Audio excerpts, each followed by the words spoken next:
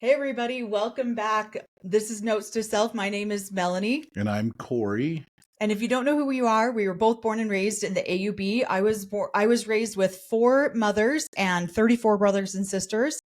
And my dad had 9 wives at one time and 39 children living in Pinesdale, Montana. So Cory grew up in the AUB as well on a compound, and I grew up in Utah, Salt Lake City, in the city, like a regular city kid, other than just polygamous kid. I was married in the AUB at 17, had my first baby at 17, got divorced, left at 25, and Cory left in his mid-20s, and here we are together. Yep. So we are excited because Sister Wives came back on, and we just got done watching the first episode of, season 19, episode 21, In the Land of Milk and Honey. And we've got a lot of ideas about this episode. This is a crazy episode. Well, they're just coming back out, and a lot of them are letting the truth. Some of the stuff that we were missing in previous seasons is coming out now, so it's amazing. Yep. So, but before we get started, just wanted to remind everybody that now is a great time to start your own personal healing work. So if you haven't done that, get started right away, because you deserve to be loved deeper, and your people deserve to be loved deeper. And so when you heal yourself, you tend to love yourself a little deeper and the people around you. So we want to remind everybody, if you haven't started your own healing work, get going on that, because it's a great, wonderful thing to have. So as we both have come out of a cult, we've worked on healing ourselves and the people around us, and loving the people around us a little bit more deeper.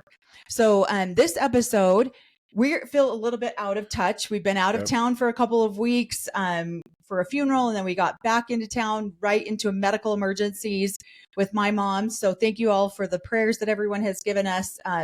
All the love and the positive energy you guys have been sending our way.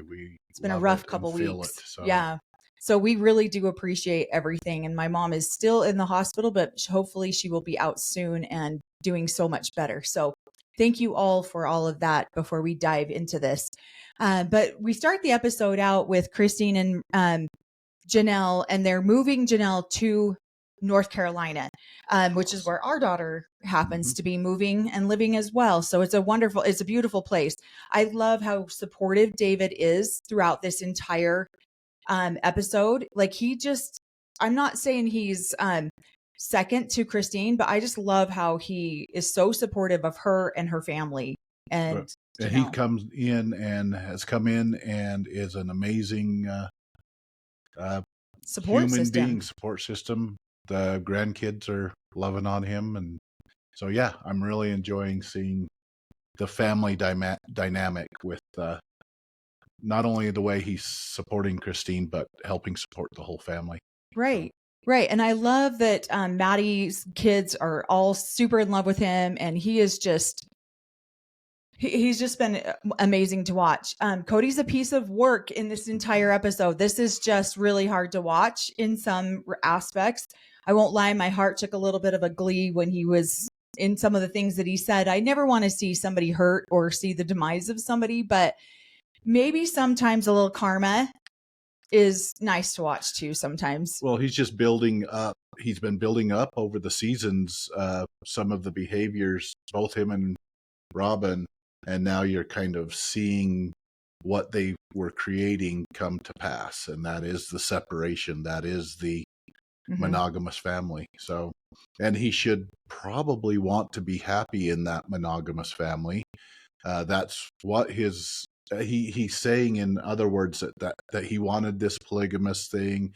They've been saying it, but they've been working towards a monogamous family, and they seem miserable in it. So that's not a good sign for them. So this is why I think in a couple seasons or we're going to see them they're going to be split. But hopefully they don't. Hopefully they've gone through hell and can make a peaceful, loving family there, and hopefully he heals and starts to heal his kids. That would be the ultimate goal in this. And it's funny because he starts the episode out with, Robin and I have been trying to move on with our family. We've been trying to get rid of all that toxicity in our relationship and just try to heal our family. And so I think it's interesting because we have really seen a glow up with all three of the OG wives. They all have come out of this, and they look fantastic.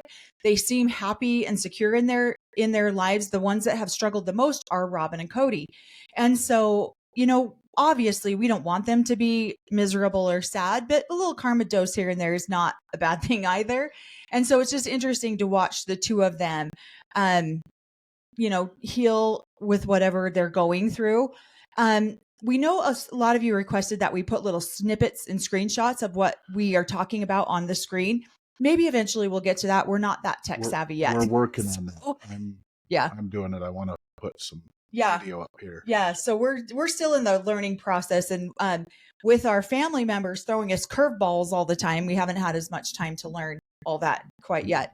So I think it's amazing that Maddie and that Janelle is really, really willing to trust her daughter enough to have her buy this land out in North Carolina. Mm-hmm. And she's willing to uproot herself and put her entire life nest egg into this property. So that really shows, what we've been watching seasons 1 through 3, we're doing recaps.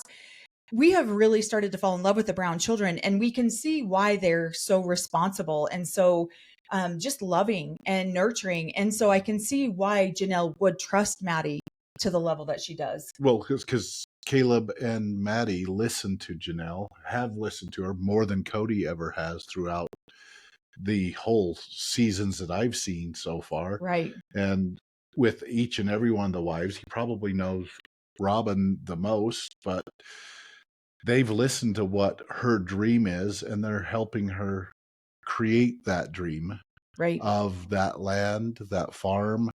And Cody, I think she was some of the force to get Coyote Pass, but one thing that her daughter says in there is Cody's more of a talker. He's not a doer. And so she's coming up, yep, there's going to be some hard work here, but we're going to get it done. We're going to get it done. And Caleb's going to make sure those dreams come true. He's a good kid. So, well, and just watching these wives too, we're starting to see a level of honesty that we have not seen in these wives pretty much for all 19 seasons.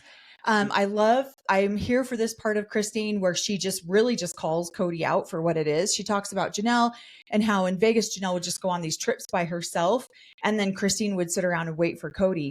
And Janelle comment back was, if I sit around and wait for Cody, I will never do anything. And I think that's so true. Unfortunately, a lot of times, now this is not the case in every case. I feel like I have to say that over and over because people want to just lump sum everyone together.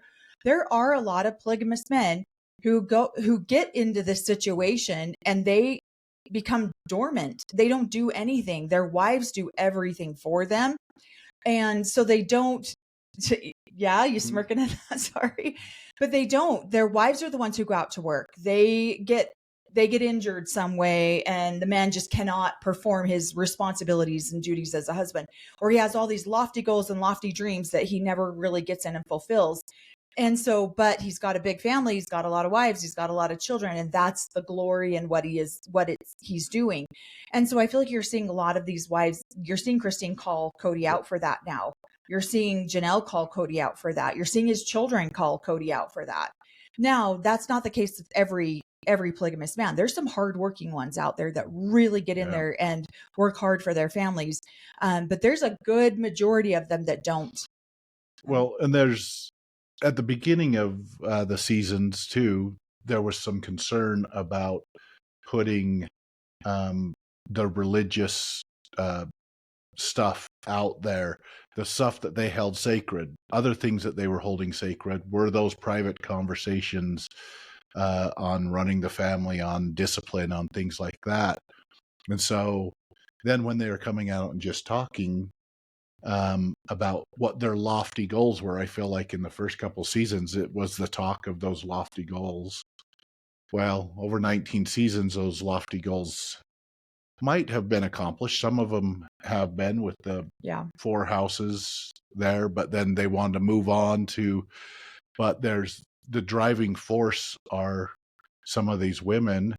And when they get exhausted and tired and, okay, we're shifting our whole goal was towards the family, and now we're shifting it to creating our own stuff because we don't have everybody on board, maybe another wife and a husband, the soulmates. And so now they aren't pushing as hard towards creating what Cody has said he wanted to create. Right. So And so if the women aren't the driving force behind it, then it things just slows don't get down. done.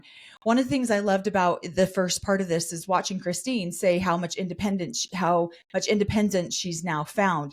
And unfortunately, in this religion and lifestyle, you do see a lot of these women sit back and wait for their husbands.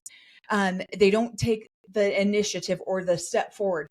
And they don't even see their own personal power. They don't see that they are the driving force that gets a lot of the things done, because it's not meant to be that way. It's meant to be all the glory or all of the accolades, everything goes to the husband, not to the wives, even though the wives are the driving force.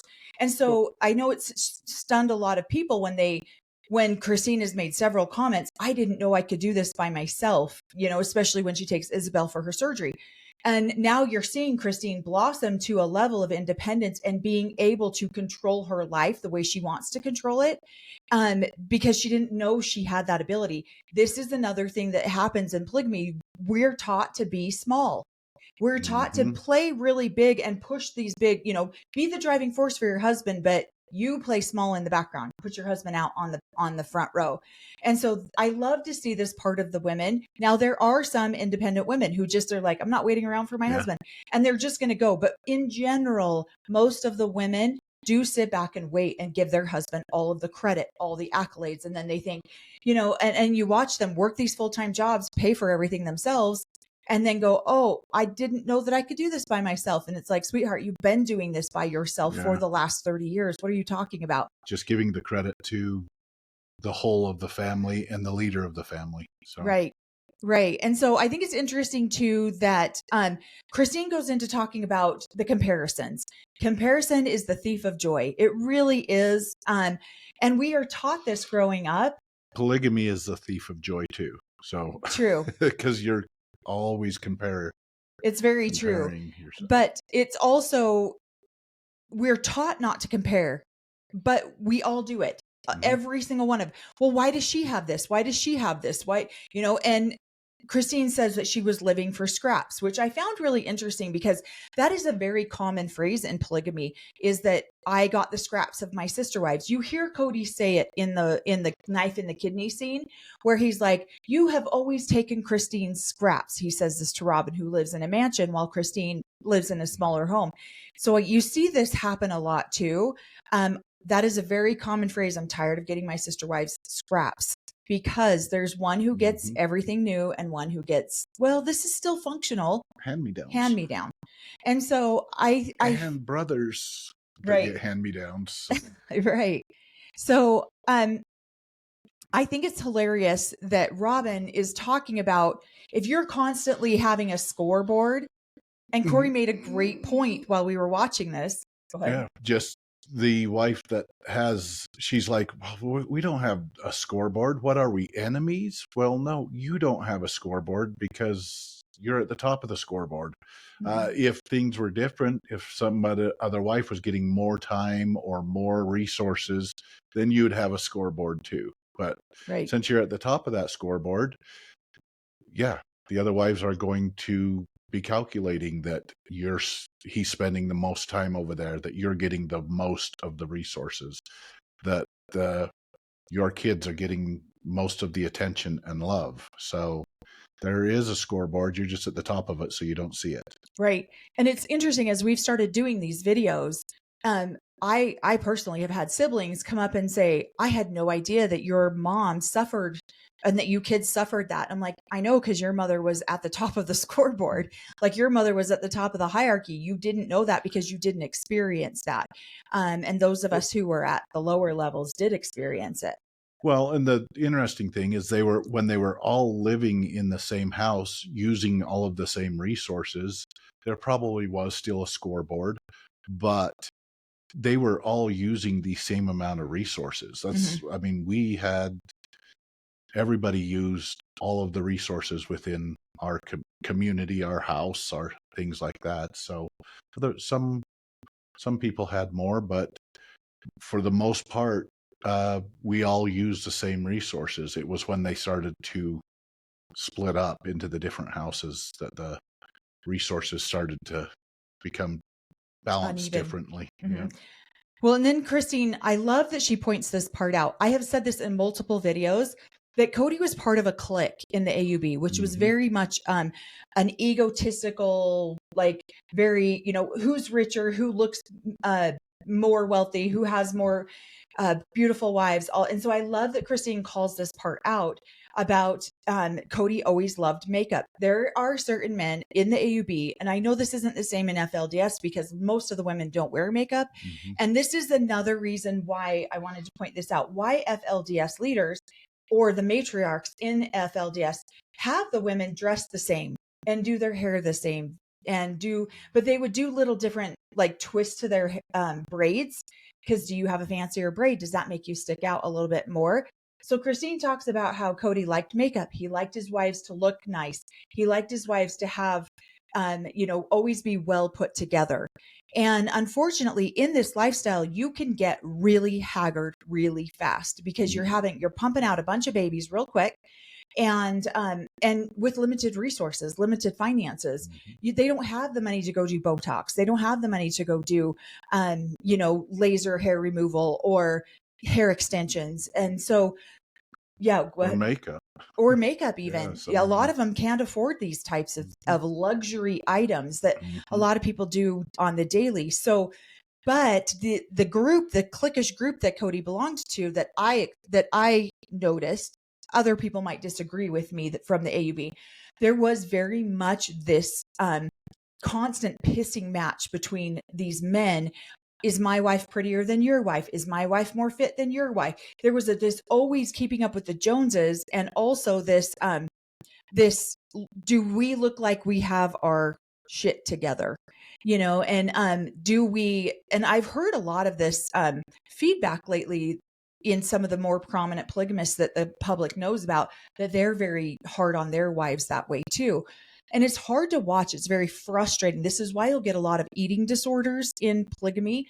You'll get a lot of, this contributes to the depression rate in polygamous wives because they're constantly comparing themselves to other wives.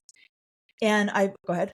Well, I was just going to say it was different in the way we grew up. I remember you guys would come up from Salt Lake and all of the young girls would have makeup, and my dad did not allow any of my sisters to wear makeup. Yeah. So it was trying to create more of an equality in the women. And but the compound ranch in Montana was also ran a lot more like the FLDS compound down in southern Utah, where the AUB in Salt Lake was a lot more independent, where the women, there was just a lot of people who were constantly in a pissing match and keeping up with the Joneses. And you see that with Cody and the group of people that he hung out with. And so here's Christine explaining, Janelle and I are over there busting our butts trying to feed these children while Robin's sitting in front of a tent putting makeup on.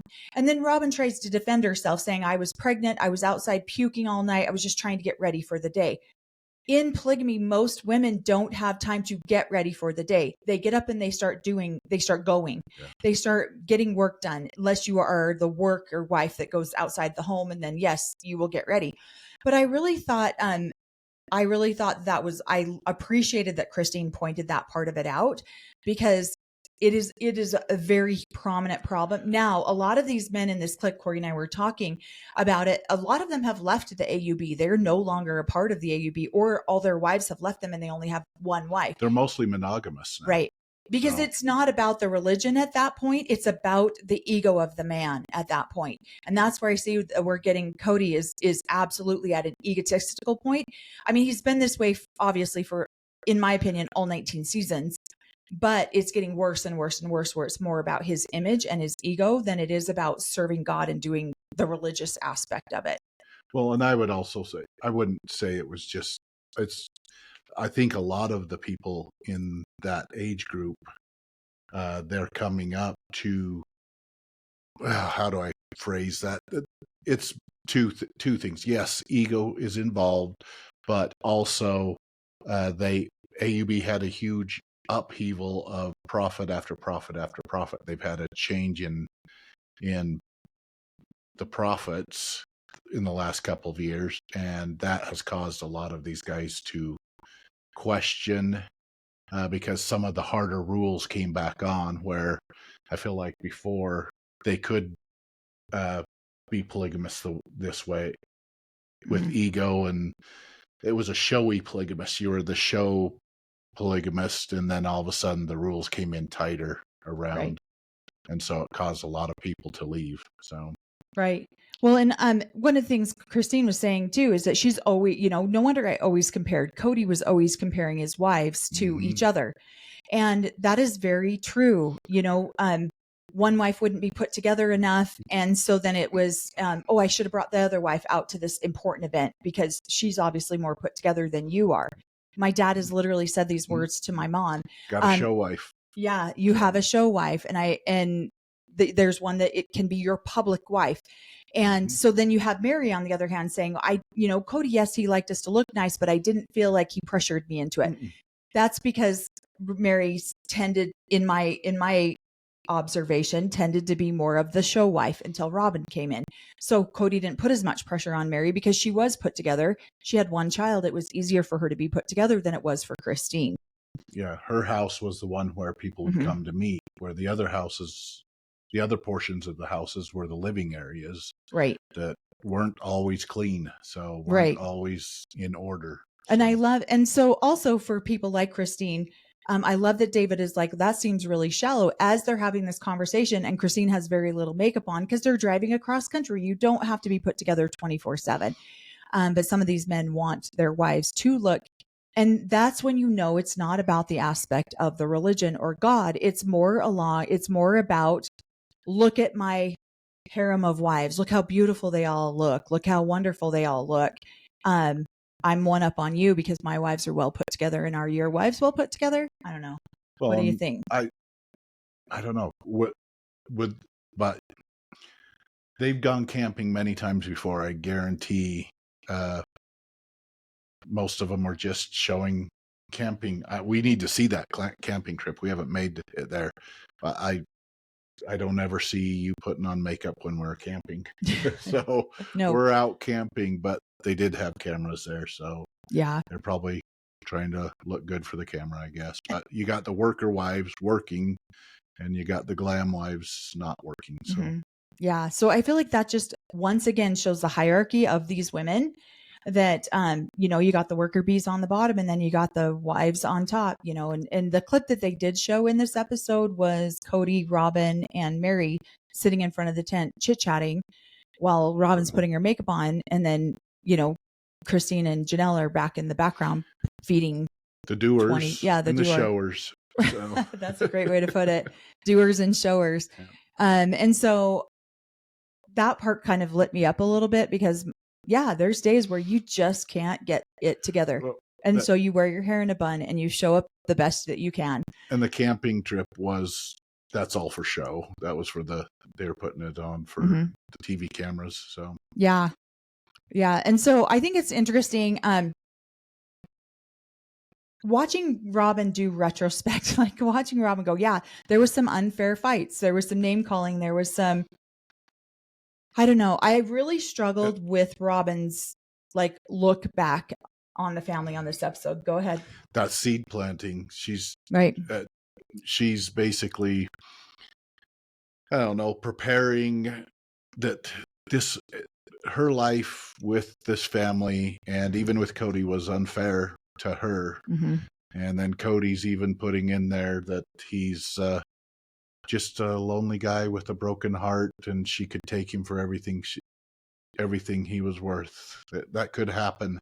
Yeah. And so I'm like, they're talking about, there's been some fights going on in the background, and it's bleeding out. They're telling more and more stuff, secret stuff that is usually only discussed in the bedroom or in the family home, not in front of the cameras. So and the other wives don't the ex-wives don't give a crap anymore because they're done. I think Mary was a little bit hesitant because her name was on the least amount of property, so she's got to play nice until it gets done. But she's done with, she's done with Robin and Cody. Mm-hmm. And Robin probably could tempt her with, oh, here, do you want to see the kids? But how many years has she been holding the kids back from, with all of the excuses?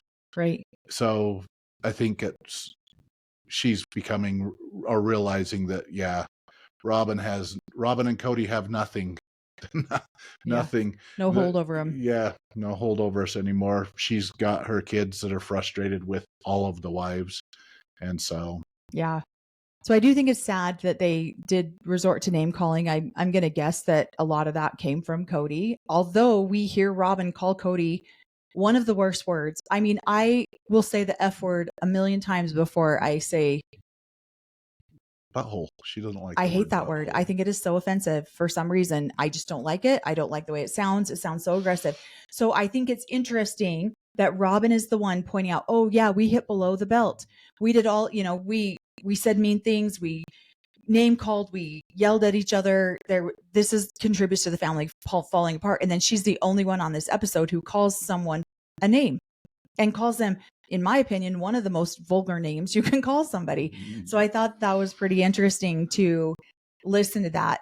Now, we'll skip forward to the part, Robin comes in and she's so manipulative on a level where you don't see very many people get to this level of manipulation, or at least it's not called out because it's not televised. People aren't seeing it being recorded. And so if someone in your life is this level of manipulative, you don't always see it. And, but she gets on here and she's like, I always had Mary's back. I had Mary's back when people were plotting against her and name calling her and doing all of these things. And I'm thinking, she was seed planting. Right. Hey, Mary, look at these guys are being mean to you, just like she was doing with Cody. She was trying to pit sides against each other in the secret background. And that level of manipulativeness, is that what a word? They call that in the AUB a queen and a priestess. Once they've reached this level, they become a queen and a priestess in the AUB. And it's really hard because you don't always see some of the back, because what they do is they come off with this, I just love my sister wife so much. I love, I just want what's best for her. I only have love, intention, and compassion in my heart for this woman that I'm undermining and manipulating. Yeah. And so when you see Robin do that, what she's doing is she's dividing Mary from Janelle and Christine. She's causing division between Mary and Christine, because have Mary and Christine, or Janelle and Christine, ever really tried to backstab, manipulate, whatever Mary? We don't know. It doesn't appear that way, that's their character on this show, but yet Robin claims that. Yeah, they use the term, well, they're sneaky and manipulative and create division. And then they call it, they're only doing it out of the love for their sister wives, because they're helping them become better people, better people within their group. And the thing is when you're coming through from a religious cult like this, you want to believe that everyone has the best intentions. You want to believe that everyone has a Christ-like attitude, spirit, that everyone wants the best for everyone else. But then you see this level of manipulation that Robin's doing here. And then you know that there are some who are trained from childhood to be this level of manipulative. They've seen it work within their own families. Right. So. Right. And so it's really hard to watch that, because you know that no matter what Christine or Janelle say, hey, we weren't trying to plot against you. We weren't trying to do these things against you. It still puts a sliver in Mary's head where she goes, wait a minute, were these women after me? And yet whether there's any evidence to it or not, And so that's kind of hard to watch, some of that level of manipulation. Now, this is very common, unfortunately, that in my experience, I have watched a lot of sister wives do this to each other. In my own family, I've watched my other mothers manipulate each other and manipulate my dad this way. And so, right, out of love and compassion, and just, I just want your mother to be safe. I just want your mother to feel loved and affection. And I'm only coming from a loving place. That's what I get from Robin when I watch her. That level of manipulation cloaked in a lie of love for her sister wife, Christ-like attitude, whatever it is. It's hard to swallow, I guess. Well, and Mary's friend made the most. She said something in there that you have more in common with Janelle. Mm-hmm. And even though Mary and Janelle might not be the best of friends, they've worked through, but they knew each other before they met, before she married Cody. They worked through hell being married to this guy, you know what I mean? And then they're working together to secure what's rightfully theirs. And so she points that out. You have more in common with Janelle than you ever did with Robin. Right. And you might not be best friends, but there's more things in common. There's more of a connection with Janelle. Yeah. So, and there is a third party view, somebody outside of that chaos can see that they have the most in common in their battle to end it and to get Cody and Robin out of their life. So, right. And they don't have to be friends, but they can work together to get a common good for both of them, a win-win situation for both of them. Right. Well, then they bring up the sister wives closet and some customer service, and Robin points out, that's been offline for 10 years. It's really easy to go disable a website. I'm not really sure why they haven't done that yet. Obviously, they're still paying for the domain name for years. Like, why have they not taken that offline yet and not allowed people to go in there and buy things that they won't get? And I'll tell you exactly why. It's because, again, there are doers and showers. Right. And Robin sat up there and showed, I put this together. This was and it was her dream. But then the workers in the background are working walked away from her dream. Doing all of the work in there. And at some point they went, we're not doing this anymore. And she doesn't know how to shut it down. She doesn't know that part of it. Somebody else was doing it for her. And that person was like, here's your emails, take care of your mess. So I think it's funny because then Robin goes right into, I started my sister wife's closet 10 years ago. And it was all her. And that's funny. And sometimes Mary will get notifications about it. Sweetheart, it's really easy to just shut down a website or to turn off the shopping cart. And so that feels really manipulative to me, again, that you're going to collect money. Where did that money go? Just give the people a refund. How hard is that? But you're going to collect money for people on an item that you'll never deliver. They'll never deliver. I wonder how many people out there are waiting for their sister wives' closet items, knowing that they're never going to get them. And because the person who was actually doing the work and the customer service and all the stuff in the background walked away and started their own business. Yeah. So. Yep. And so I think one of the things we go into Mary and Jen talking about, Mary thought they were really good friends, and they, why tell me you want to have a relationship with me and then ghost me for 3 months, or months on end. I appreciate the fact that Mary's finally starting to see this side of Robin. And, unfortunately, in my experience, watching sister wives, they're not friends most of the time. They get along just enough to keep the family functioning, but they're not truly friends. Yeah. And so I think it's interesting. Mary's like, I don't know if we would have had a friendship.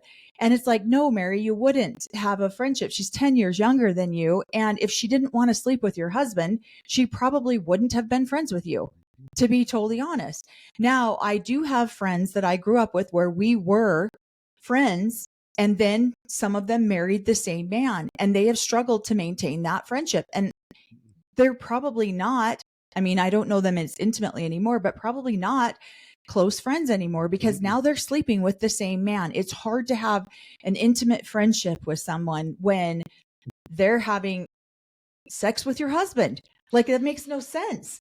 And yet they want it to make it make sense, and it doesn't, but they want it to make sense. And so I'm sad for Mary that she held on to this belief that her and Robin were friends. And I'm like, Mary, she only became your friend because she wanted to sleep with your husband. She wanted to marry your husband. That's why. And so once she gets into the relationship and shows you her true colors, believe her. Believe her that she doesn't want to be friends anymore. Well, I'm looking at Mary, and I don't know Mary personally, but she did make a statement early on that Christine's always been competitive. And so, of course, she was going to leave Cody first. She's very competitive and stuff like that. But that's awesome. I think there's also a frustration that Christine and Janelle saw through the manipulation of what Robin was doing. They probably were calling Cody out on that.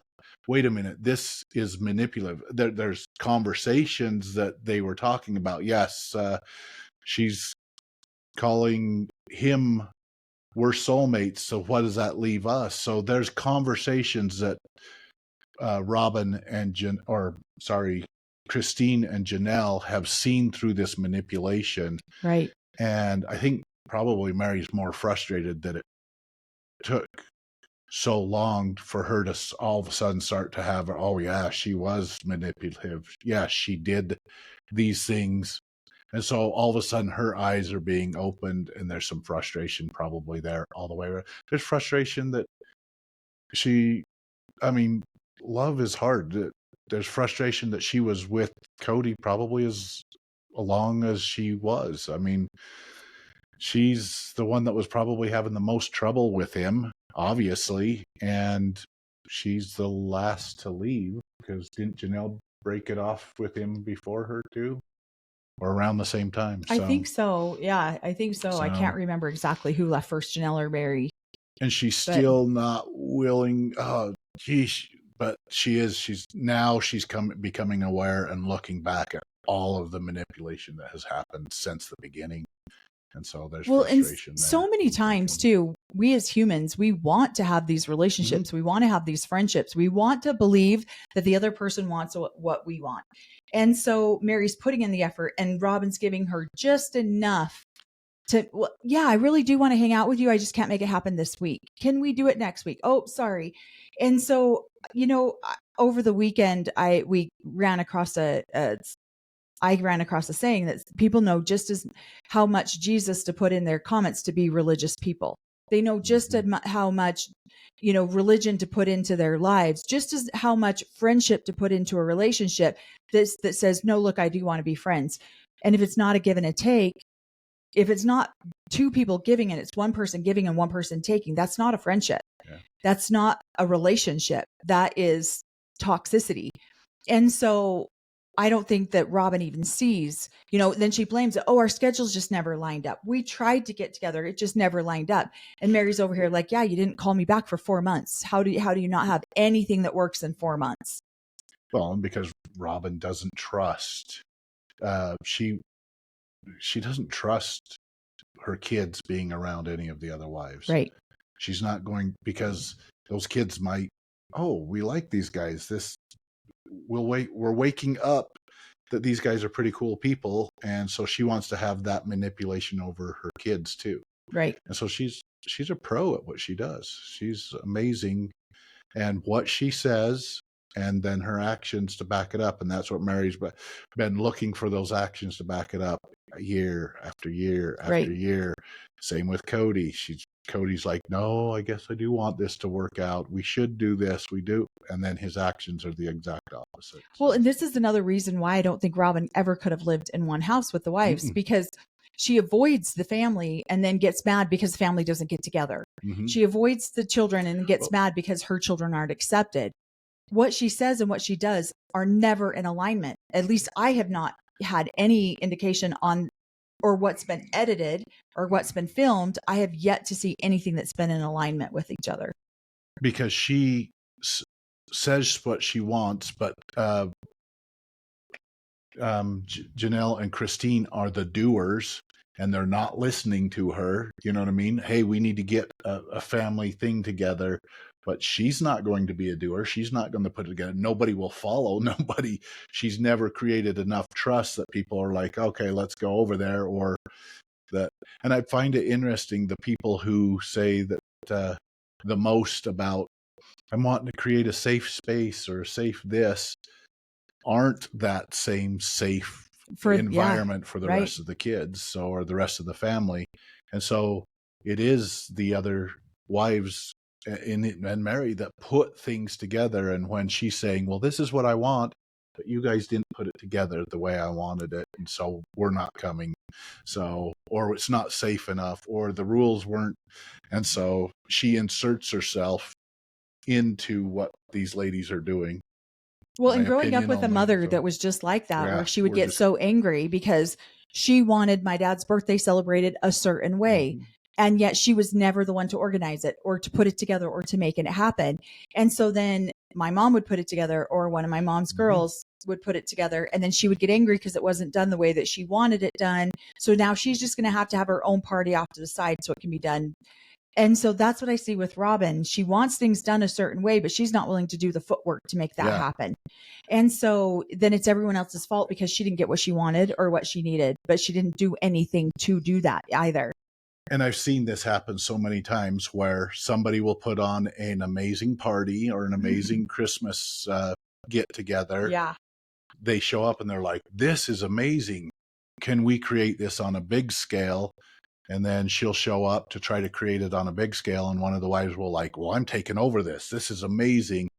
And then it fizzles out. Yeah, she's not a doer. So, so because somebody who was creating it and putting that magic into it, and that's really what it is, creating love and magic into it. And then, ooh, I want to take this over. And they take over that special party or that special get together, and there's not the drive or anything there. And so then people quit showing up. So, well, and one of the things that, Mary's starting to dissect, she's talking about these things. She's starting to dissect her relationship with Robin, at least on camera.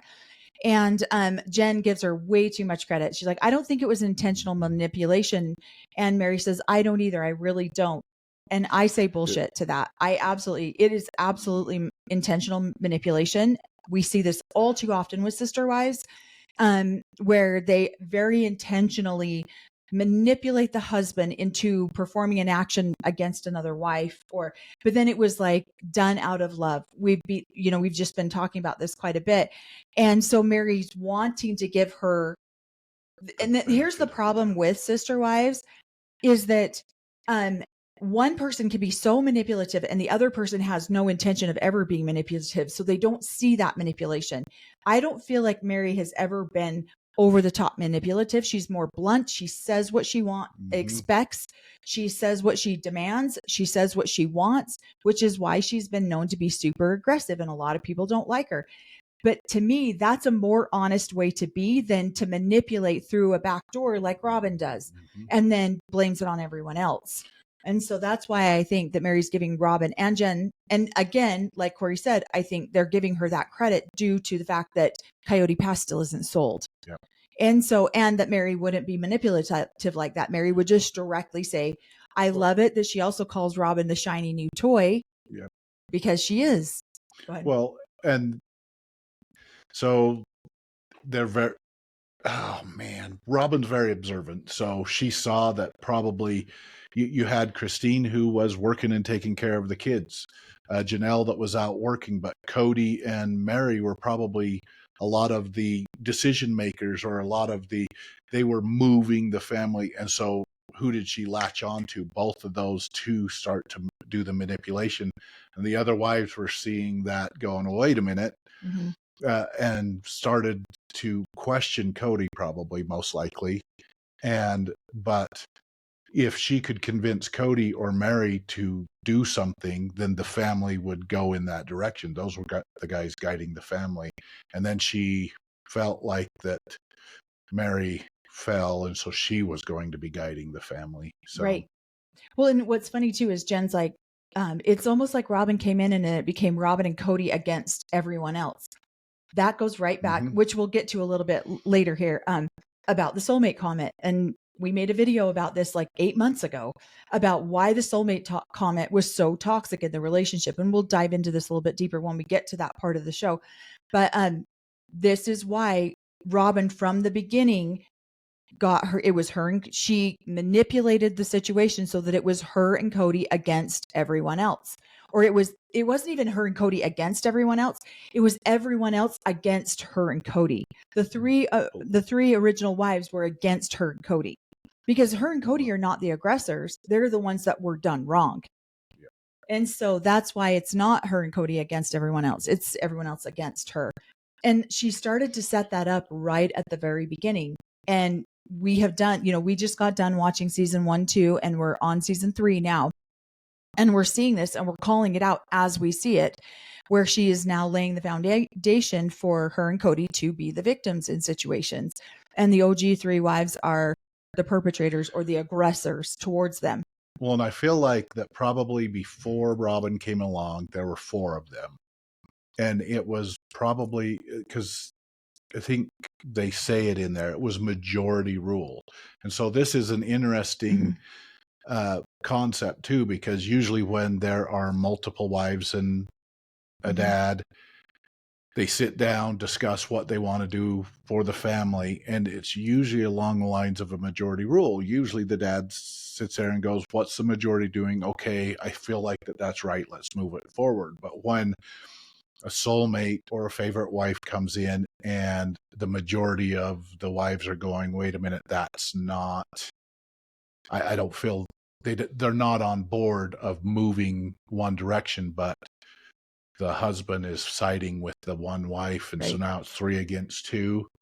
But he has the trump card because he's the priesthood holder and the leader of the thing. That's when you start to see family. The family dynamic is definitely dissolving because he's the final say, and she's monopolizing those decisions. It's usually the other 3 wives going, wait a minute, we're being completely left out of this decision or not even told about it. Right. So, and you see that start to play out through all the seasons. One of the things Mary's like, yeah, Robin and I had a really solid, great relationship until there was some sort of divide. And I don't know why. And then Robin comes on and she says, Mary feels like there was a divide. I never felt like there was a divide. I always loved Mary. I always cared about Mary, but then her actions did not align once again with that. And so Mary's over here like, okay, well, if you really loved me, why are you ghosting me?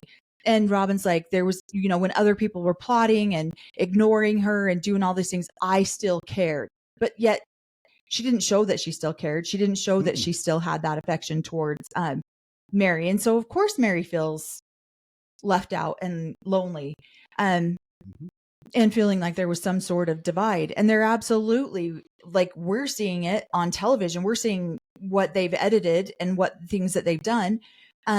So there's that whole conversation. We'll get back to more of that when we start on the soulmate thing. Cause man, boom. I was like, you've got to be kidding me. Now we're going more into the Aurora getting baptized. She's asked Cody to baptize her. And he's talking about how when in the Mormon religion, yes, this is very true. Every part of your body, and this is where you can speak to it more than I can, be submerged under the water. Anything, a hair pops up, toe pops up, anything like that, you got to do it again.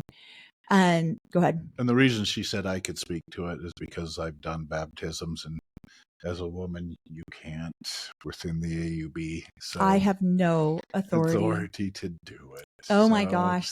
Yes. So it is kind of funny that he's in here doing I'm super surprised he is, because that's unheard of that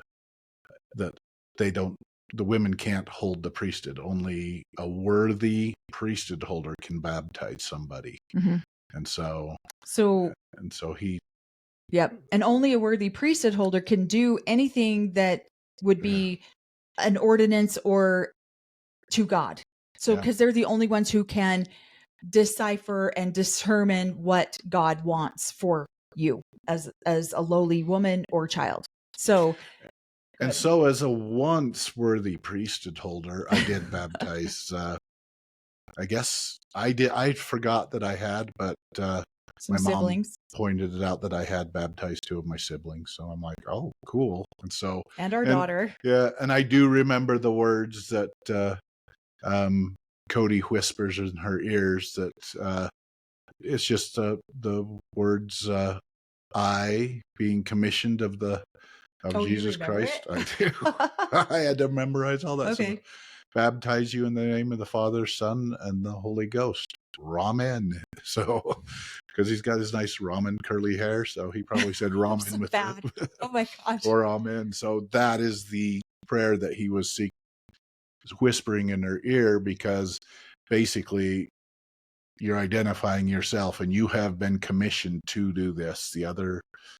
Those are words that Melanie probably never even got to hear, Nope. other I was than just when a they were, lowly woman. I had no authority in doesn't get anything. to do it. So, Oh my gosh. but Okay. he was being commissioned and letting Yeah. her know that he had the right authority to baptize her, and so she was being baptized properly again. Yeah. So, And I think it's interesting. There's no, they're criticizing and critical of everything. They're trying to do it in a like lighthearted way because this is so foreign. Now, this is a lot of why, when you leave the AUB or you leave a high controlled cult like that, most of them will go into Mormonism because it's very similar, if not almost the same as these high control, just not as controlling. They've cleaned up some of the verbiage, and modernized the Mormon Mormon church church has cleaned it up and cleaned up the verbiage. modernized it so that it's not so offensive. Right. So, And so this is it's a culture shock to those of us that have come out. And if you go straight into a Christian church and there's the singing, and a lot of people have asked, why do the Browns fold their arms and close their eyes or kneel down when they pray? reverence. Everything is done with a level of reverence. And Robin even points it out in the show. Everything is done with a reverence. It's a quiet stillness, because how do you hear the Spirit of the Lord if you're, singing and dancing and doing and you got your hands raised up and all of these? How do you hear the Spirit of the Lord if you're not still and you're not quiet and you're not reverent? And so this is a culture shock to a lot of those of us who have come out of this, stillness and this reverence and this quietness to come into this type of a culture with the singing and the dancing and the praising Jesus and God in your church. Now, I have a lot of siblings who have gone to Christian churches, and that is where they can feel the Spirit, and they don't understand the stillness and the quietness and the reverence. So it's in my own siblings, like us older ones that were forced to go into this cult, we're trained and trained this way. But my younger siblings who have gone into different types of churches that have this, we don't, there's a difference there. Go ahead. No, I was just excited because we went to a family member was getting baptized, and we went to support them, and they had fresh coffee and singing and dancing, and which I'm is like, highly against anything Mormon. They want to keep you awake, and usually most people were dozing and sleeping during church, and all of a sudden this was got your coffee, and I was like, oh, this is nice. Yeah. So nice cup of coffee, and supporting our family members there. So, but I still like going to church out in the woods, fishing and nature. It's my favorite. So this is going to be an absolute culture shock for Cody to even like friends baptize friends. That's not right. Women baptizing people, that's not right. Women priests getting up and actually sharing the word of what they believe is the word of God, that's not right. And so this is another thing that I feel like we're taught in this culture, is that you can only hear the Spirit of God under these circumstances. And if you're not following these circumstances, you don't get the Spirit of God. And this is unfortunately such a closed-minded way of thinking, because then you're always searching for the only right way to hear the word of God. And then most of them miss the word of God altogether because they don't hear it in the smaller places. They don't hear it in the churches. They don't hear it. And through the right teachers speaking over the pulpit. So not just anybody. And they usually have doctrinal guards. I don't even know if that's, but sit up there. So if somebody gets up, like let's say in fast and testimony meeting, or somebody's asked to give us a talk and they teach the wrong doctrine, then that person will get up and correct their doctrine, correct their, so that the right teachings are coming over that pulpit, so that you're quiet and still and can hear what the Lord's teachings are through these righteous men up above speaking to us. So right. And so I think it's just, this is such a narrow-minded way of thinking, especially in a cult like this. There's one way to reach God. That's it. And so most of them miss that. They miss even having a connection to anything spiritual, because there's, I'm sorry, with billions of people on the world, I'm not sure that a maker would make just one way for people to be able to hear him or connect with him. One person. Right. And so then I think it's funny, Cody kind of makes fun of the way that they're getting baptized. Yeah, they're going to get baptized in a tub that's made for livestock. Yeah. But they painted it to match the church, so that way it can doesn't look sloppy. Just like your wives have to paint their makeup on every day so they don't look sloppy. Like everything to this man is all about aesthetics. And so how do you ever get the Spirit of God or have the Holy Spirit with you if everything you do is just aesthetically and you don't actually ever feel anything or make a true connection? Go ahead. And he says, I'm not judging. I'm judging. Oh, he's absolutely judging. Absolutely. And then Robin's like, they're playing. And it was hard for me. I won't lie. When I very first went to a Christian church, and I was thinking, these people are, what the heck? They don't know who God is. They're not connecting to God. It was really hard for me because I'd been programmed my entire life to have that stillness and that reverence in order to have that connection. And probably so why I still go out in nature, because it's quiet and still. Right. Okay. Yeah. That's cool. And so that's one of the things that, so it's very interesting to hear the way that they're not judging, but they're judging the hell out of it. And so, and I love how his terminology, they're rich with enthusiasm. They're not spiritual. They're not connecting to spirituality. They're rich with enthusiasm. So he's trying to find different types of words that are less offensive for him, saying, you're doing this wrong. And this is just my interpretation of what he's saying. I could be totally wrong. And then of course, Cody has to read what? His vocabulary might be getting bigger. So he's expanding his words. Yeah. And then one of the things he finally just can't take it, reaches in, whispers the actual baptismal prayer that Cory just told in her ear to make sure that all his bases are covered, because he still firmly believes in the Mormon way.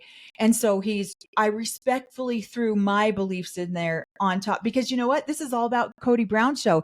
This isn't about Aurora and how she wants to have her baptism go, or the church that she has decided to connect with. This is all about Cody Brown and his beliefs. So why not just throw your belief system in there?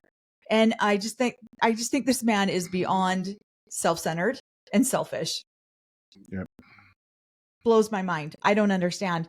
Aurora does look very beautiful in these scenes. She looks very happy, very joyful. I am so happy for her that she has found a level of peace in her life and a connection amongst all of the fanfare around her family, against all of everything that they all have going on. I'm so glad that this girl has found a solidness in her life, if that makes sense. And she just looks stunningly beautiful in, I think, some of these pictures that they show of her baptism. But for Cody and Robin, this is more of a cheerleading squad thing. It's not serious. It's not real.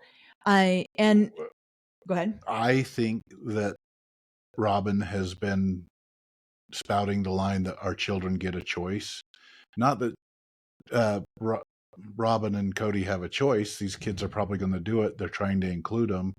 But she's been spouting that line, verbalizing it.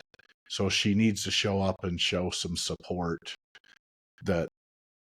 for the TV cameras, for well, so that one time, definitely judging in the background. So that one time, the things that she says and the things that she does finally align. Oh, look, I've been saying our kids get a choice. I don't really believe that, but I'm going to show up anyways. And she proves that, because then she goes to the dinner, and what does she say in there? And it's, none of our kids have chosen our religion, and we have failed. I feel like a failure because none of our kids have chosen our religion. Because we were too jealous and we did this. And the way she judges this is beyond me. All that judgment, she keeps using the word we failed, we did this, we did that. But ultimately, it is up to her priesthood leader to have guided the family there. And so those judgments are all towards Cody. So and the other wives, because he was the sweet one. And she has kind of been we need to be doing this. Cody, you need to be doing that to get together. So a lot of that judgment is, our kids are not a part of our group because of your failure. So your failure as a leader of our family.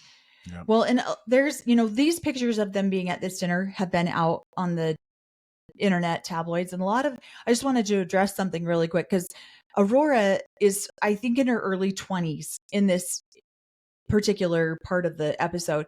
I want to say she's like 23 or 22, something like that, maybe 21, 22. And people were curious because of the way she's dressed. She's got a bow in her hair. She's got a dress on. This is very common in the polygamous group to wear bows like this. It really is. I wore them for years, and it's just considered to be like a Pollyanna. If anyone's ever seen Pollyanna, it's a very Pollyanna type of dress, and it's very, very common. And so you've got Brianna, who's a little bit more, I wouldn't say edgy, because I don't think she's edgy, but if you had to compare the two, Aurora is a little bit more, conservative, and Brianna's a little bit more of the edgier type. And so I think that they're just trying to find their own style too, but this is very common in this environment to wear stuff like that. It's not like, a lot of people have been worried that, what are you smirking at? No ring and a bow. Hey, she's on the market. She's available. Yeah, she's available for the polygamous men. Right. So So people are worried that they have kept their children childlike, which they have. It's considered pure. It's considered innocent. It's considered, look, and what Cory just said, it's considered, look, I'm available. Like, look how cute and pretty I look. And unfortunately, it's gross, because a lot of time, and I'm not saying Aurora's gross, I'm just saying this type of behavior is gross, because it's, the younger they look, the more appealing they are to the men in the polygamous community. The righteous old men. Mm-hmm. And so she's trying to keep an innocence about her, or a pureness about her. And unfortunately, that can be, what's the word that I'm looking for? That can be polluted. That can be, there's a specific word I'm looking for, and I can't think of it. But that can be, what's the word? It attracts pedophiles. It does.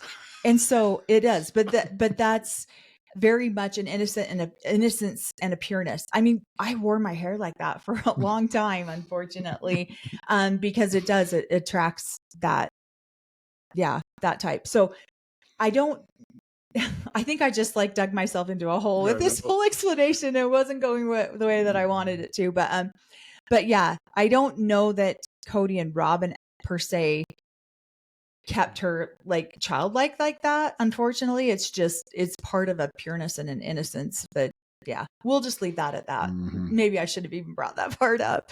Moving on. But yeah, Robin starts talking about the fact that they have failed their kids because they weren't working on their jealousies and their issues. Christine has said this too.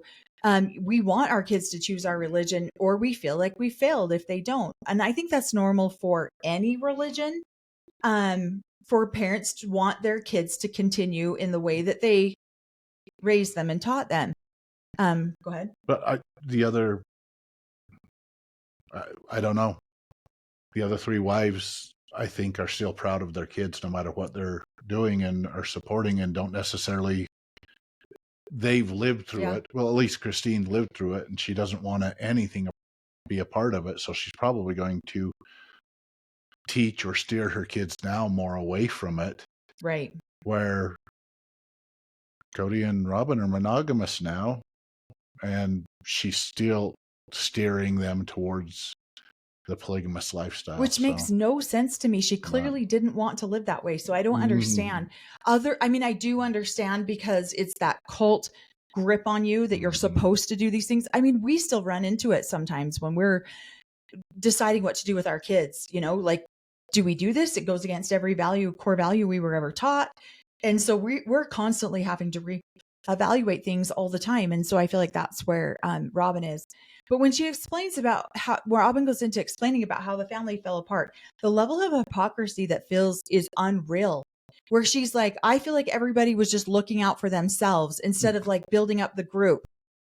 What is this woman talking about? Like literally, how can you say that when you're the only one with a nice house? You're the only one that has Cody at your house 24/7. You're the only, you know, it makes zero sense to me that she can say that we were all selfish and that we didn't work together as a group to make a bigger, better whole.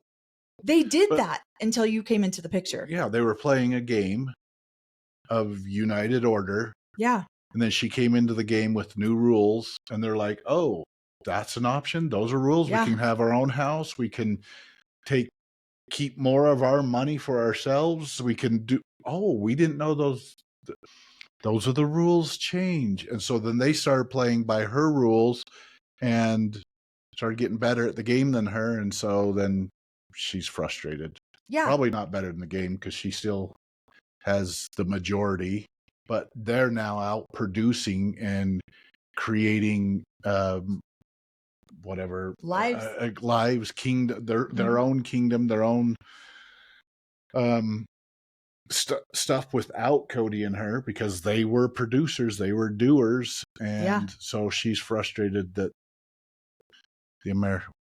those of us, the fans and all those, aren't supporting her like they're supporting the other wives. And well, it makes the hypocrisy so unreal. And then she says we weren't including God enough. So everything she talks about why the family fell apart, the family was doing those things to the best of their ability before Robin came into the family. Robin's the one who came in and caused separation, hey, I can't live in the same home. I can't do the same thing. I want my own time with Cody. I want my own home. I want my own everything. And then she says, nobody was doing things for the bigger, better whole. Sweetheart, you were the one who came in and started that. And then she says, we weren't including God enough in our lives. Or the priesthood leaders. Right. And so I just think and whenever she doesn't want to take accountability, in my noticing, she says things are complicated. This is too complicated. I don't understand that. And so it's like, okay, if you saw that you were screwing things up, why didn't you stop it? If you saw, hey, we're not having enough family time, we're not doing enough, why didn't you stop that and say, let's get together, let's do these things? Why are the other wives begging to hang out with you and your children? Why aren't you the one calling and saying, hey, Cody, we need to have family time. We need to have, because she valued her time with Cody alone, and she took advantage of that time. And now this is what happens when you monopolize a husband with his time. He loses the rest of his family. And so it's just, now she's going to give us a lecture of how they screwed up the family. How does that even make sense? Like, again, make it make sense. She doesn't make anything make sense. Okay. So yeah, we're not even halfway through, and we're an hour into this video. Might have to make part 2. Yeah. Let's see. Come on. Because I wanted to get to the 6-pack abs and. Oh my gosh. Yeah. Let's see here. Okay. We just decided to carry on with this one, and I'm sorry if you have to watch it in multiple parts, because it'll be a little bit longer. But we're about halfway through the show. So I love it. Jen and Mary are talking. They're seeing some of the manipulation from Robin, and Mary's like, yeah, if Nathan and Cody hadn't been there to see that when Mary's moving, Robin shows up unannounced, uninvited, to bring Mary her infamous junk journal. Well, go ahead. And then it's because Mary has now been released. She is no longer a wife to Cody. A spiritual wife. And so she's got to show up there and make sure no hanky panky, no kisses after marriage No happen. goodbye kisses. Mm-hmm. Oh yeah, because you can say hello kisses before you're married, but no goodbye kisses after you're married. No, Robin will have none of that happening in her marriage. And in her previous conversation, we should have checked our jealousy better. Well, then they bring up the clip of her being jealous, Right. and showing up. So so another thing too, they're pointing out, look how manipulative Robin is. Also, we've been told multiple times from multiple different people that Robin's like, save that for the camera, save that for the camera. So I feel like Robin and Cody are constantly trying to find moments to make happen in front of the camera. And so I feel like personally that's what Robin did here. She couldn't stand to be left out of something, so she had to insert herself into yet another situation between Cody and Mary. Had nothing to do with Robin. She can't have that. She's got to insert herself into that. And then also, it's an opportunity to create a moment for the show. And so she was trying to insert herself into creating a moment for the show. And how many times did that happen when the cameras weren't around? Right. So, right. Inserting herself into discipline or talking to the kids, or if she didn't feel like that they were handling certain things correctly or the way she wanted it, how many times did she insert herself and say, this is how it's supposed to be done?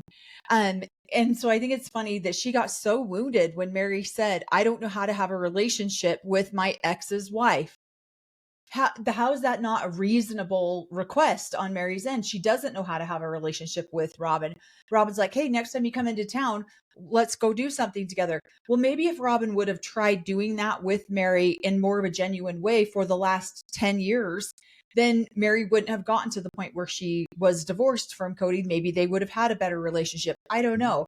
But it doesn't seem like Robin made even that slight of an effort. But here's the thing. Robin says these things, but I'd love to see Mary call her out on it and then go into Flagstaff and be like, hey, Robin, I'm in town. You want to get together? And Robin will be like, only if there's cameras, only if we can get this thing recorded. That's the only way I want to meet with you, Mary. Other than that, she has no use for Mary. What's Mary going to benefit her? She doesn't clearly want to be friends with her. And then she's like, sister wives relationships are harder than this. Come on, Mary, you got to try harder. You got to try to want to be my friend and try to hang out with me and try to do things with me. So I just think it's funny that Robin doesn't see this. Like, she is not this dense. There's just no way that she could be this dense. So she knows what she's doing. She knows what she's doing. Very manipulative. And I really appreciate, again, Jen pointing these things out. Like, look at how excited you were. Look what you wanted to do. And what's good for the goose is not good for the gander in this situation, because Robin's like keeping Cody away during COVID. And they're talking about how Mary bought this house or rented this house with this yard. The kids could come over. And yet during COVID, she was not allowed to go anywhere near Robin or her kids. Cody wasn't allowed to come near her because he couldn't be away from the children that long. And yet he went away from Truly for 11 days while he took Robin on a honeymoon. And so she does these things like, it's okay for you to abandon your newly postpartum wife and child for 11 days, but there's no way that you could possibly risk getting COVID and being away from my children for 2 weeks, or trying to, what's the word that, it went right out of my brain. When you do COVID, you have to isolate for the 2 weeks. Yeah, isolating. Yeah. And so I just think it's weird that Robin would even want to have a relationship with Mary, because really she just did it to get Mary's husband, in my opinion. And now that she has Mary's husband, there's no point in continuing that relationship. Well, not only that, she became the head wife once Cody divorced Mary and then married her. She was getting everything lined up that she wanted. So now she is, in her mind, the head wife. So yep. And what's sad for me too, to watch Mary, is she's sad. She's grieving a lost relationship with Robin that she thought was real. Yeah. And that's the sad part, is that a lot of sister wives want to have that type of relationship, but it's very seldom. There's always somebody with an agenda. There's very seldom just a genuine connection from sister wife to sister wife. At least in my experience, I have not seen that. I can't think of one single relationship out of the hundreds of sister wife relationships I know of that is genuine, just a sister wife to a sister wife, genuine caring, without some sort of agenda or out some sort of manipulation. And so I think that I think Jen and Mary are giving Robin a lot of grace here. They're giving her a lot of wiggle room of, yes, I believe that she's in pain and grief. Yes, I believe that she's sad about this. Yes, I believe she didn't intentionally manipulate. I think, yeah, like you said earlier, I think they're doing this for the cameras because Mary doesn't have Coyote Pass secured yet. Go ahead. She's on a small version of it. Mm-hmm. There are relationships that survive after polygamy, but usually, like, I've got a great relationship with some of my mothers, but that's a son to these mothers showed up in my life, especially as I got older, and have been caring and loving to me Mm-hmm. throughout my adult life, and are great connections. And so since my dad has passed, the relationship was my dad holding it together, if you could say that. But that relationship between the mothers and the kids are still there and very caring and loving. Well, and truthfully, do you know of any of the hundreds of sister wives relationships that you know of? Do you know of any of them that have stayed friends? Like Janelle and Christine are an anomaly. They are not normal. And I think a lot of that is they've made the effort to be what they are, A, for the cameras, and B, for their kids, because they love their children and they were co-parents with their children. And so Janelle loves, Christine loves Janelle's kids like her own. And Janelle has really tried to love on Christine's children as her own too. And so they're not the norm by any means. And you can see that they don't stay in contact all the time, that they're catching up with each other as they go. Mm-hmm. So that is just not normal for. And I guess there are some, but it's usually a sister wife, sister wives that either the husband dies or his left and they marry separate men. Then they still have a connection because they got kids there sometimes. Right. But they're not typically ever friends. Yeah. Okay, so then we hopped back out to North Carolina. It's hilarious. I am laughing so hard watching Christine and Janelle make fun of Cody and his 6-pack abs and his washboard abs. And then Cody comes on and he's trying to explain, well, I've been eating a lot of grief over my 6-pack abs. They're washboard abs. Mm-hmm. I'm like, this man is so beyond delusional. She thinks I'm hot. She thinks I got nice pecs, great 6-pack abs, blah, blah, blah. Go ahead. I'm a piece of meat. It's funny that he can treat, he's getting wounded when they treat him the way he treated them during their marriage. So they were wives. They were producing kids for him. They were encouraging him and doing stuff. But to him, they were just a way for him to get into heaven, based on their beliefs. And now he's all sad and wounded because he feels like he was being treated as a piece of meat. Well, I mean, that's what. Welcome to polygamy. That's what polygamy. Welcome polygamy to the woman's world in polygamy. 101. Yeah, you psycho. You're a group of people trying to get into heaven. You might not always get along. So. Right. And it's just ridiculous to me because he's like, I was treated. She looked at me as a piece of meat, not as a husband. Really? Okay, I've done numerous videos on 10 Cow Wives. I've done a couple of videos on what was called Quest for Queenhood, where we were paraded like pieces of meat in front of the priesthood holders in order to, oh, she looks good. Oh, I'll take number 10. Oh, I'll take number, And so I just find it so ridiculously stupid that he is offended by this. Oh, he's not. It was his ego was he was a catch, I guess, a young guy coming in and the catch, and people were asking about him, and that was all of his ego. And so now he's trying to turn it around. Well, and then he pops off with, I was an item, not a person. Excuse me, sir. Isn't this how you have treated your first 3 wives? Because you were just doing your duty. You were just doing your responsibility. You were never in love. The only thing that these children can blame me for is not being in love with their mothers. Why did you marry them? If you didn't. And so this part of the show really lit me up really hard because I was thinking, you are such a piece of work. You are upset because you feel like Janelle's treated you the way you've treated all 3 of your other women, that they are just items to be picked at.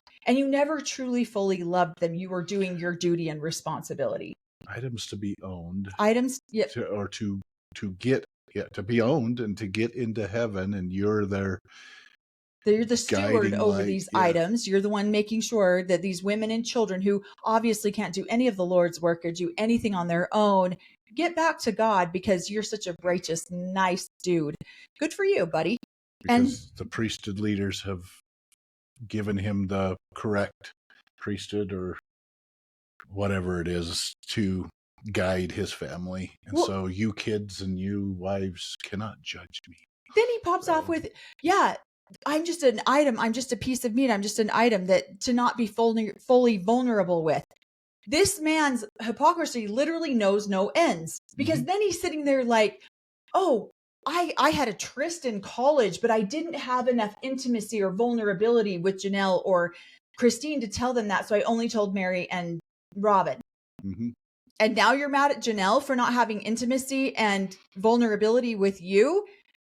I mean, this is literally the epitome of every polygamous man that I have ever met. This is their thinking. This is the way that they guide themselves. This is the training. This is our training from being, a lot of us have had to retrain our thought patterns, retrain the way that, because we grew up being taught this as a belief system. It's so irritating. It's like so irritating to watch, because they just don't, and he doesn't even see it. That's what's so frustrating, is he literally does not see this.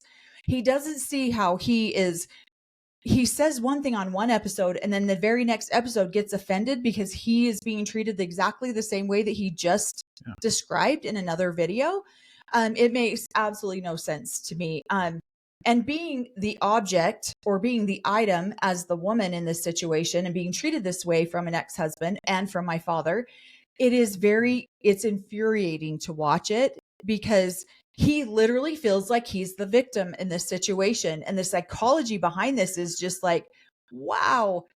Well, so the interesting part is the three older wives you can see the distance they are separating themselves from the cult-like teachings and behaviors, and they have, you know what I mean? And you can still see that Cody and Robin are still deeply indoctrinated, very much within the teachings. They still are holding on sacredly to those teachings that we're flippant about now. So we do tend to, because it's just so infuriating to watch. And we know people who still treat each other this way. We know we have siblings who treat their wives this way. And so it's really hard to watch this sometimes, because we're just like, what in the hell are you thinking? But now if we go back to, now they're in North Carolina, we're flipping back and forth, right? It's interesting.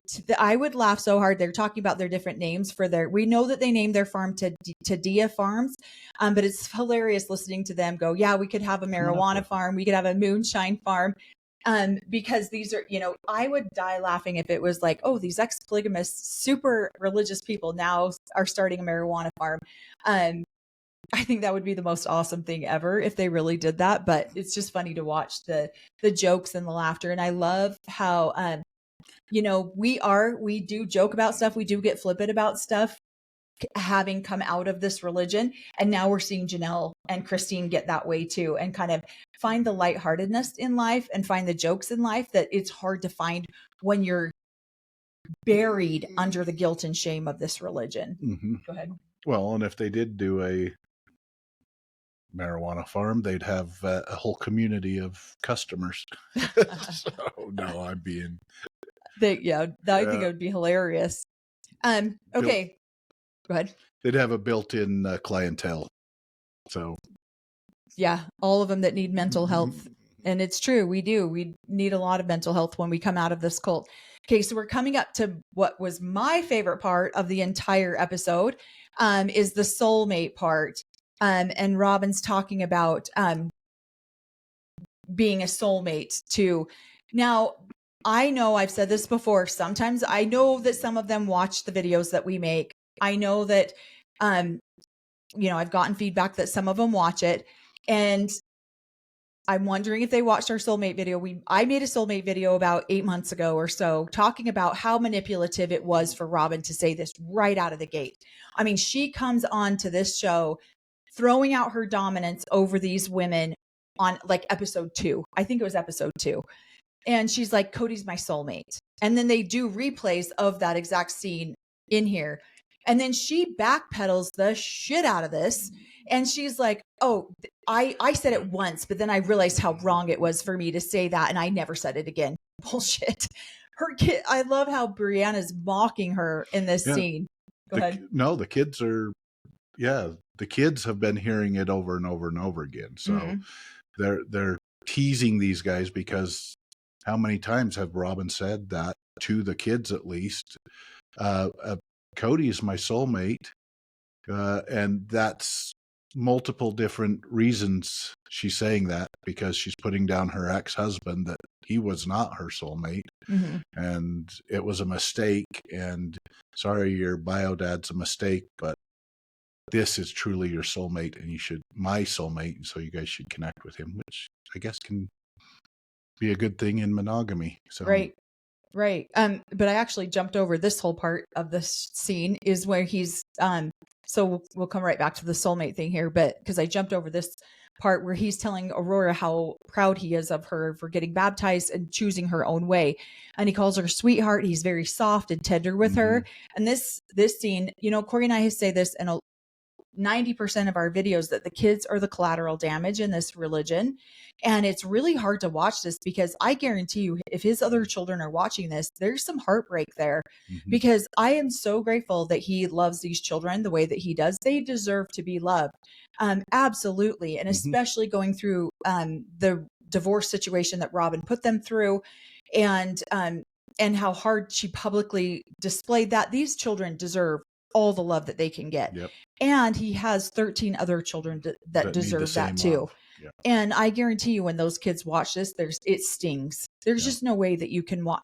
I mean, I feel it with my dad when he sends Cory a text saying, happy birthday, my precious son. And he completely ignores my birthday. And I'm 50, and so I guarantee you that these other children are experiencing a loss there. And so good on this man for loving these children the way that he does, and shame on him for abandoning his other children's needs and emotional needs and support. Just because they love their mom or supporting their mom and might not have supported him as much, they still need love. So so it's not their responsibility to boost up his ego. And so then they're talking about, oh yeah, this will probably be the most important today next to your wedding vows. And she's like, I think my wedding vows are going to be pretty important. So I do appreciate the scene where it seems like these girls are kind of mocking Cody and Robin a little bit, because they're over here going, yeah, this soulmate thing, go ahead. Well, I think she brought it up, the soulmate thing, and they're like, oh crap, we got to backpedal that part of it. Oh, we didn't have that soul. Because in their teachings, this is one of the teachings, I guess. One of the prophets at the beginning had a dream that there were two people, a man and a wife, or a couple in heaven. And when there was a war in heaven, a third of the host of heaven took Lucifer's plan, and they were all men, leaving all of their partners unattended without their soulmates. And so it is the honorable duty of a man to pick up these pieces of these women and create. That's why polygamy is needed, because there are more women than men, and he is supposed to do it. But by her making claim that she was the soulmate and her husband Cody was not a disobedient in heaven, but that she instantly created a hierarchy. Because then that means Mary's and Christine's and Janelle's husbands they all followed Lucifer's plan, and so somehow they were a little bit less than. And so, but Cody is her soulmate, and making that connection. that him and her were both worthy in heaven, and that's why they're getting so many blessings here on earth. So It's just some of their dogma. Some of the doctrine and dogma is so ridiculously, yeah, it's a way to make people feel so crappy about themselves. And it's a way to make someone else be more important than someone else. And so it puffs up his pride. Yep. Oh, yes, I did find this was my worthy wife up in heaven, or my worthy soul mate in heaven that I connected with. And look how I've been. And that energy goes out there, and he treats them a little less than Robin. So, yeah. And she was like, we can't say that. We can't do that. But it puffed up his pride. It was something he needed to let him know he was a worthy soul. So all of us men are worthy souls that fought. But some people have other parts of them that followed Lucifer. So they're a little bit less than. So who are they? Point them out. Yeah. Well, and what's so ridiculous, like, do you know anybody who sits there and goes, oh, I just love to watch you two. It's so fun to watch my parents. Like, come on. Nobody does that. All of our kids. Well, yeah, our children do. Yeah, they absolutely do that with us. They don't think we're fools in any way. So I don't ever get that reaction. It's no, like, he's showboating for TV, and it's so ridiculous because now, honestly, if TLC is going to cancel this show for any reason, it should be for the reason that these guys are just making shit up now. Go ahead. I'm just going, dang it. Hey, you know what? This might be good for their kids, these kids, to see a loving, if that's what it is, a loving connection, this googly eye stuff, that's going to make those kids a little bit healthier in looking for a relationship like that. I don't ever remember seeing that kind of behavior with any of my dad or wives, and that's some of our. It's not even therapy. Just that. Like, even in monogamy, I don't know any kids who like do that with their parents in monogamy. Yes, maybe they appreciate their parents, but they're not like, oh. And the way he does it is just like, truthfully, it's just made up for TV now. And so now you're not even getting a real story. You're getting a made up version of what Cody and Robin want you to see on their. It's like they're trying to do.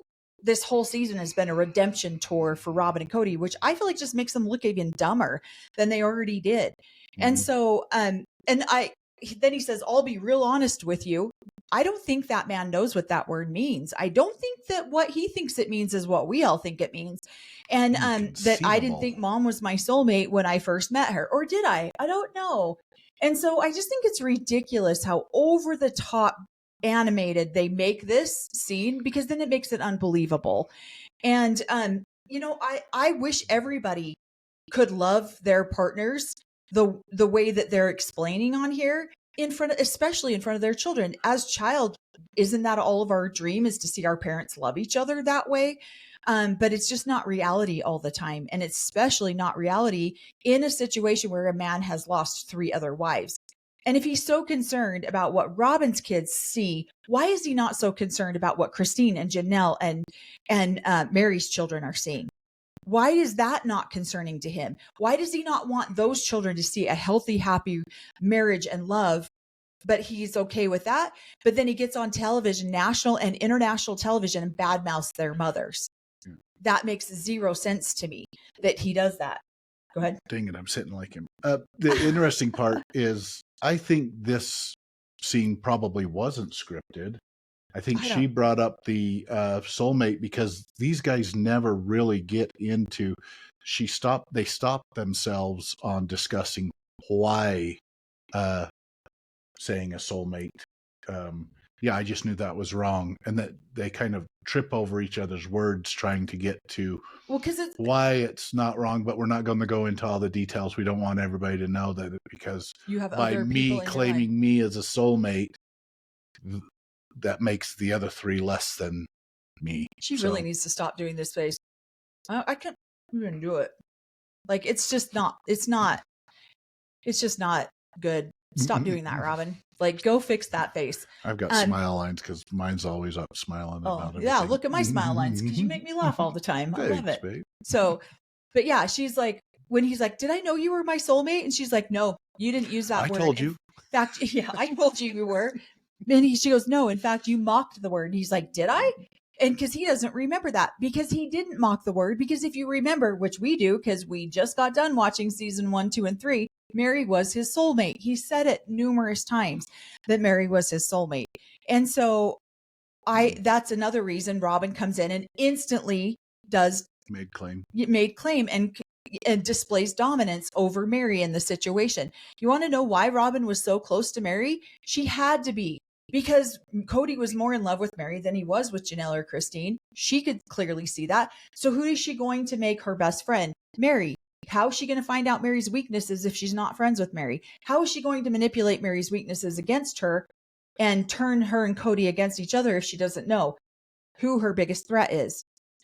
Robin is absolutely a keep your enemy, your friends close, but your enemies closer. Mary, she came in with Mary being an enemy. She clearly says that. What are we, enemies?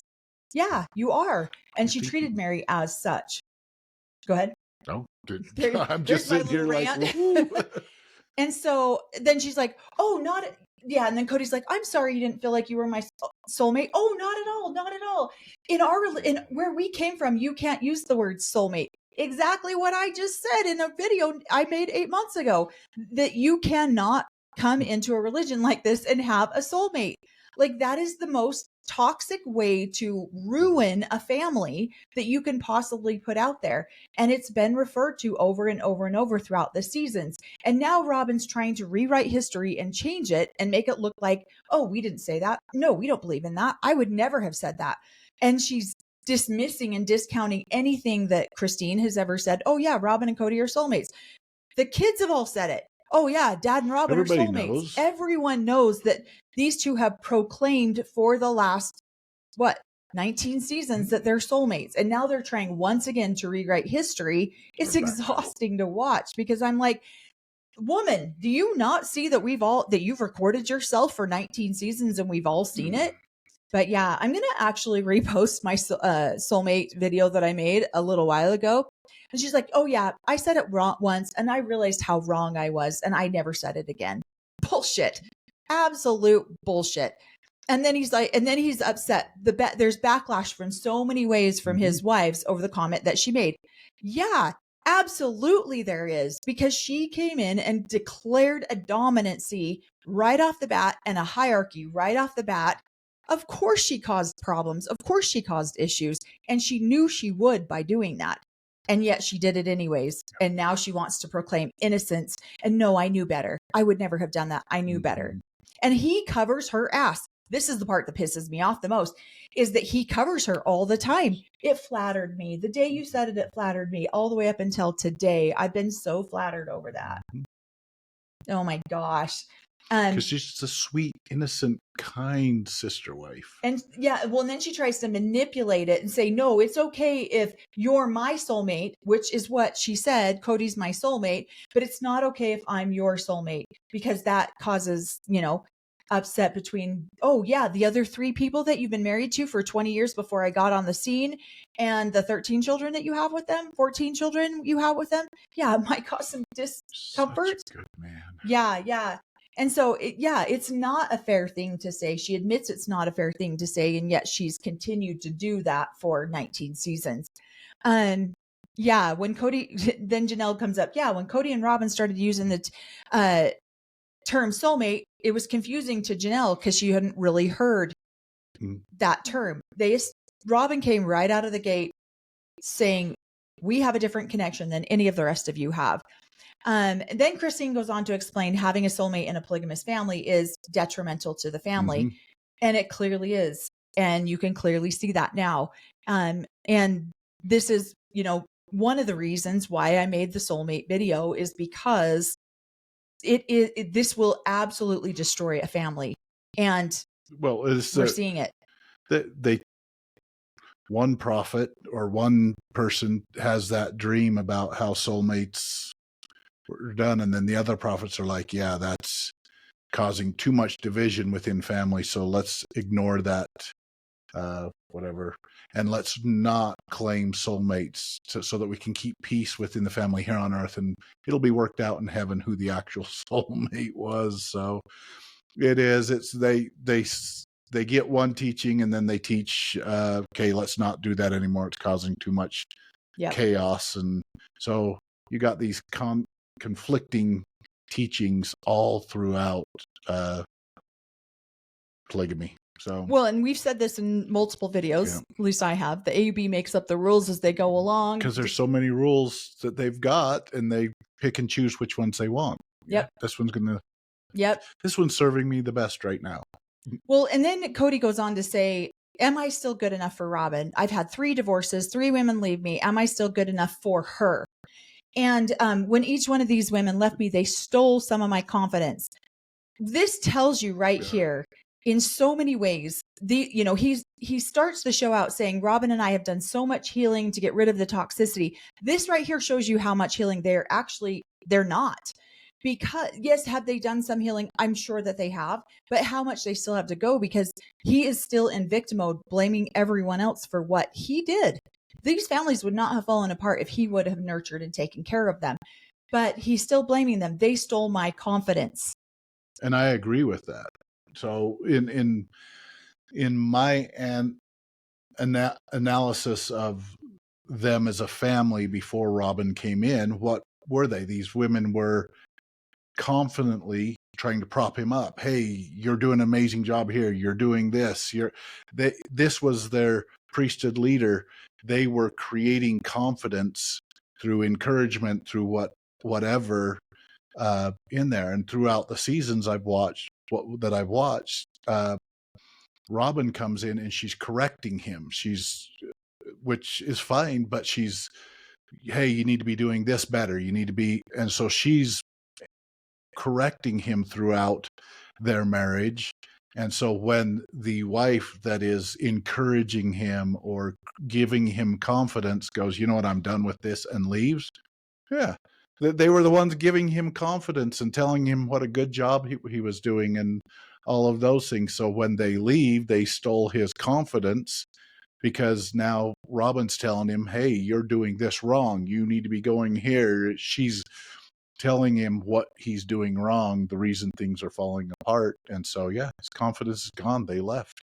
So that's just my opinion on it. But they didn't steal it. That still puts him as a victim. They just left. And so that just shows you how much healing he still has to do, because he's not a victim to these women. These women were victims to him. Yeah. And so he's over here going, now I'm just a vulnerable fool. And and she could take me for Robin can take me for all I have now, because I'm just a vulnerable fool.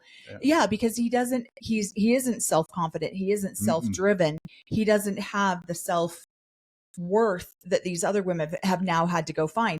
And what frustrated me the most about his comments here is that these women have lived with this behavior from him for 20 years, where he has beat them down, and you're not wearing enough makeup. You're not doing this. You're not doing that. And they've had to go out and create their own level of self-awareness and their own level of self-value and their own confidence.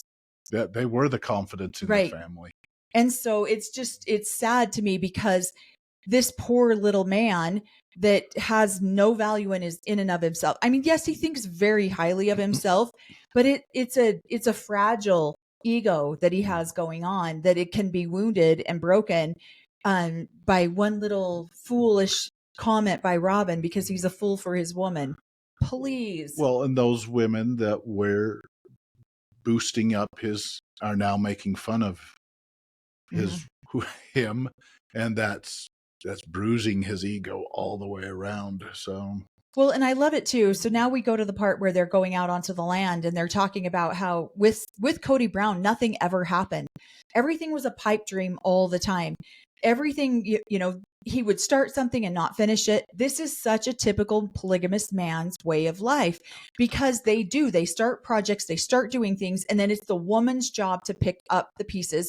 And then he comes in at the end and takes all of the glory and all of the accolades. And here, look what I've accomplished with my family. And I just think I love watching women call men out on this in polygamy, and the children.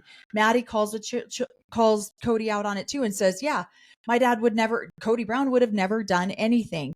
And so this is where his fragile ego has now come into play, where he feels, yeah, he's a victim. He's a victim because these people are out making fun of him now, but they're saying things that are true, and he doesn't want to hear that truth. He'd rather sit next to Robin and have his ego stroked and bullshit fed than actually be accountable for anything that he has created in this scenario of this family. And yeah, these women aren't afraid of hard work. You see Cody, Janelle's going to come in here and she's going to pick up a piece of land, and she knows it's going to be hard. She knows it's going to be a lot of hard work. And yet she's willing to put that in there to build something that she can leave to her children, that she can have something to, memorialize herself with her children. And have a porch where she can sit and rock with her children and her grandchildren and see the sunset. Yep. And not have the sister wives there. Right. One sister wife probably. Well, and I just love the way that they're going to end this episode with all these women talking about what their dreams are. Janelle's dream is working hard and build. And we've seen that through all 19 seasons, that Janelle is a hard worker and she respects that. And so she's going to build this land. She's going to do all this. Christine has now gotten herself into a healthy relationship with David. I really appreciate watching. Go ahead. Well, I'm enjoying watching all the dreams. And then Robin's was the sister wife's closet. And she's got angry customers calling in going, hey, I need a refund. Dream built. Failure. So gosh. Yeah. And so I appreciate watching Christine fulfill her dreams, and now Mary's fulfilling her dreams of traveling and doing those, doing that type of doing what they want to do. And this is another part of why polygamy does not work, because you have these different dreams and they're so different. But when you are in a family, you don't get to pursue the things that you want, because that's not what's best for the family, unless you're someone like Robin. And then you can fulfill your dreams of having the world's biggest dollhouse, because you're providing that dream off the back of everyone else. And that's what's unfortunate. Now these women have said, no, we're going to take what we earn, what we get, and we're going to take that and we're going to fulfill our dreams instead of fulfilling your dream of having a big dollhouse at our expense. And so I'm so grateful to watch these women break away from this, because in this culture, not very many people get to do this. And you will tend to have one wife who will dominate and have her dreams fulfilled, and the rest of them don't. So I love seeing that this is where these women are. And we're seeing it in, I know these shows are a little bit behind, but you're seeing Mary travel. You're seeing Christine find confidence and buying these Airbnbs and creating something for herself. You're seeing Janelle and Maddie start up Today of Farms and have the dream that they want. And it's exciting to watch. As somebody who came out of this cult and really had to work hard to get the things that I wanted in life, it's rewarding and empowering to see other women do it too. And usually, if in polygamy this doesn't happen, usually they're working towards a common goal. The wives get older, and then they've worked their whole lives towards a common goal. Then they are kind of booted out sometimes and left with nothing at the end of their lives. And so, Yep.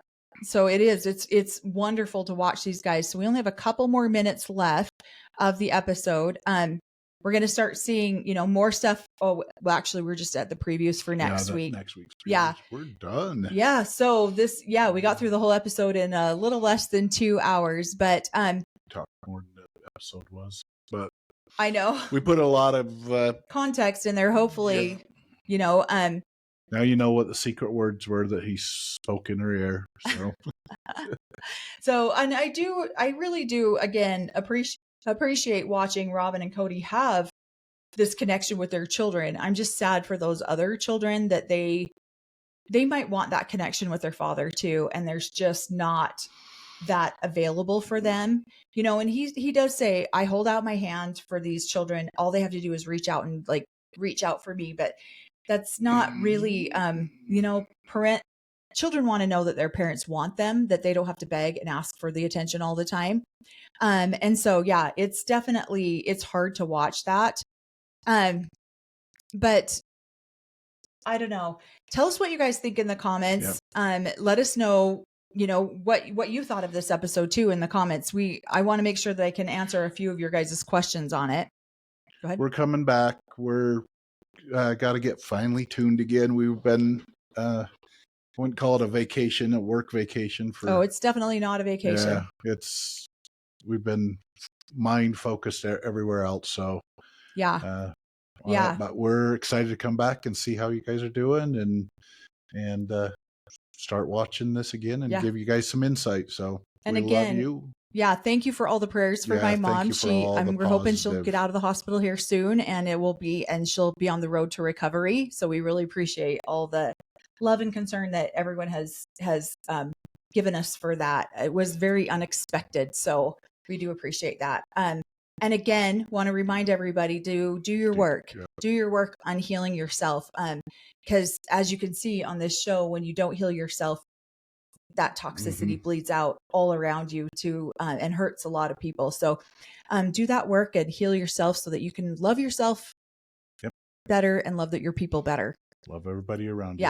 Yeah. So thank you guys so much. And one other thing, we did go to Montana for this funeral. We do have a lot of footage that we're editing. And so that video will be coming out soon too. Go ahead. See where we grew up.